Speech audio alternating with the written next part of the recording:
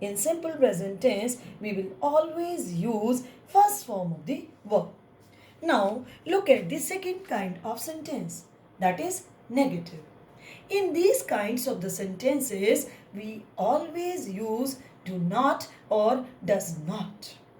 Now, we use do not with the plural subject and we use does not with the singular subjects. Now, what will be the structure of this kind of the sentence? Look at here, for subject plus do not or does not plus V1 means first form of the verb plus object. Now, example, we can understand it with the help of the example. Look at the first example. She does not learn new things. Now, in this sentence, she is in the singular form. So, we will use does not with she. Now, look at the second example. It is written, they do not cook food. In this sentence, they is in the plural form. So, we will use do not with they. Now, look at the third kind of sentences, that is interrogative. Interrogative sentences are those sentences which are in the form of the question.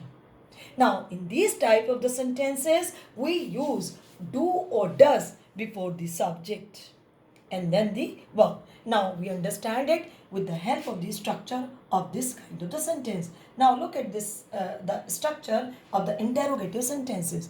Do or does plus subject plus verb plus object. And when we write the complete sentence, at the end of the sentence, we will put the question mark. Now look at this sentence.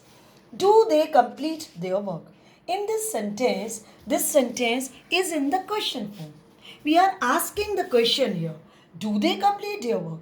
It means we will put the question mark at the end of the sentence, and according to the rule, as the subject is in the plural form, they is the subject, subject is in the plural form, we will use do with they, but we will use do before the subject as it is used here. Look at this sentence. Do they complete their work? Now, look at the second sentence.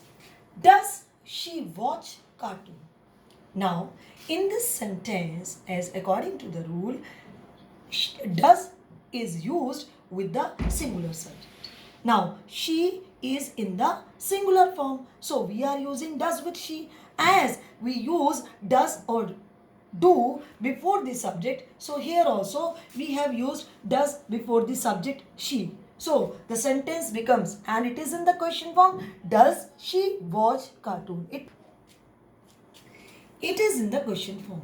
So, that is why we have put the question mark at the end of the sentence. Now, next type of the sentence is interrogative negative.